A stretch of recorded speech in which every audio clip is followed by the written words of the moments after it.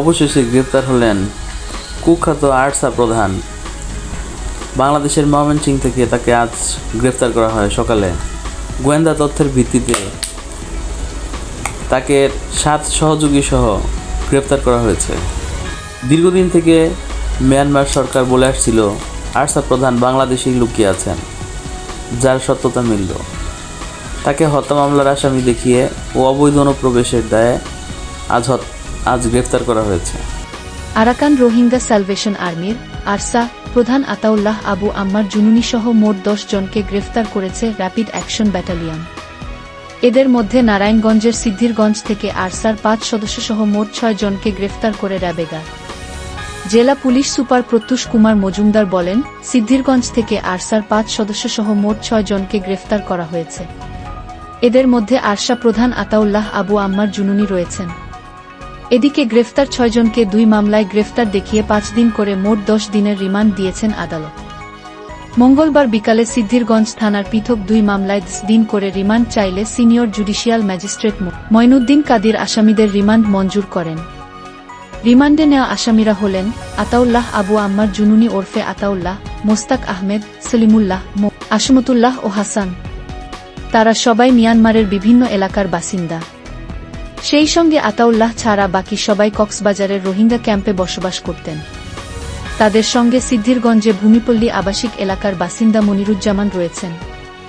আদালতের public prosecutor advocate Khorshed Alam Molla বলেন, আসামিরা নারায়ণগঞ্জ ও ময়মনসিংহ সহ দেশের বিভিন্ন এলাকা আগে নাশকতামূলক অপরাধ কর্মকাণ্ড সংঘটিত করার জন্য গোপন বৈঠক করে আসছিল। র্যাব ও পুলিশ গোপন সংবাদ পায় যে আসামিরা নাশকতামূলক কর্মকাণ্ড সংঘটিত করার জন্য সিদ্ধিরগঞ্জে ভূমিপল্লী আবাসন এলাকার একটি বহুতল ভবনে গোপন বৈঠক করছে। এমন সংবাদের ভিত্তিতে র্যাব পুলিশ যৌথ অভিযান চালিয়ে আসামিদের গ্রেফতার করে। রিমান্ডে আরও গুরুত্বপূর্ণ তথ্য পাওয়া যেতে পারে বলে ধারণা করা হচ্ছে। এর আগে গত 16 মার্চ মধ্যরাতে নারায়ণগঞ্জের সিদ্ধিরগঞ্জ ও ময়মনসিংহ জেলার নতুন বাজার এলাকায় অভিযান চালিয়ে আরসা প্রধানসহ 10 জনকে গ্রেফতার করা হয়। পরে আজ তাদের Narayanganj senior judicial magistrate Moinuddin কাদিরের আদালতে হাজির করা হয়। আদালত পুলিশ জানায়, আরসা প্রধানসহ 6 জনকে অবৈধ অনুপ্রবেশ ও সন্ত্রাসী কার্যক্রম পরিচালনার অপরাধে 2 মামলায় হাজির করা হলে 5 দিন করে 10 দিনের রিমান্ড মঞ্জুর করেন আদালত। বাকি 3 নারী সদস্য ও 1 শিশুকে একই মামলায় গ্রেফতার দেখিয়ে কারাগারে পাঠানো হয়েছে। নারায়ণগঞ্জের সিদ্ধিরগঞ্জ থেকে আরসার 5 সদস্য সহ মোট 6 জনকে গ্রেফতার করে র্যাবেগার। জেলা পুলিশ সুপার প্রত্যুষ কুমার মজুমদার বলেন, সিদ্ধিরগঞ্জ থেকে আরসার 5 সদস্য সহ মোট 6 জনকে গ্রেফতার করা হয়েছে। এদের মধ্যে আরসা প্রধান আতাউল্লাহ আবু আম্মার জুনুনি রয়েছেন। এদিকে গ্রেফতার 6 জনকে 2 মামলায় গ্রেফতার দেখিয়ে 5 দিন করে মোট 10 দিনের রিমান্ড দিয়েছেন আদালত। মঙ্গলবার বিকালে সিদ্ধিরগঞ্জ থানার পৃথক 2 মামলায় 10 দিন করে রিমান্ড চাইলে senior judicial magistrate Moinuddin Kadir আসামিদের রিমান্ড মঞ্জুর করেন। রিমান্ডে নেওয়া আসামিরা হলেন আতাউল্লাহ আবু আম্মার জুনুনি ওরফে আতাউল্লাহ, মোস্তাক আহমেদ, সলিমুল্লাহ, আসমতুল্লাহ ও হাসান। তারা সবাই মিয়ানমারের বিভিন্ন এলাকার বাসিন্দা। সেই সঙ্গে আতাউল্লাহ ছাড়া বাকি সবাই কক্সবাজারের রোহিঙ্গা ক্যাম্পে বসবাস করতেন। তাদের সঙ্গে সিদ্ধিরগঞ্জে ভূমিপল্লী আবাসিক এলাকার বাসিন্দা মনিরুজ্জামান রয়েছেন।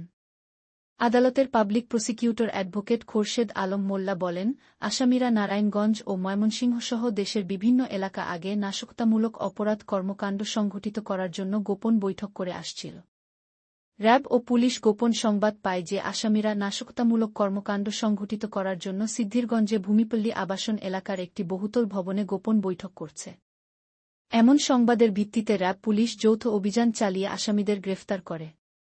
রিমান্ডে আরও গুরুত্বপূর্ণ তথ্য পাওয়া যেতে পারে বলে ধারণা করা হচ্ছে।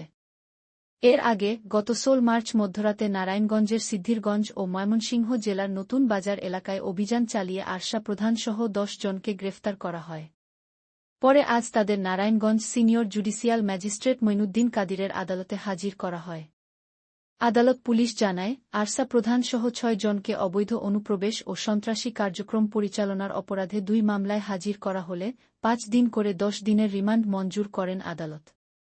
বাকি 3 নারী সদস্য ও 1 শিশুকে একই মামলায় গ্রেফতার দেখিয়ে কারাগারে পাঠানো হয়েছে।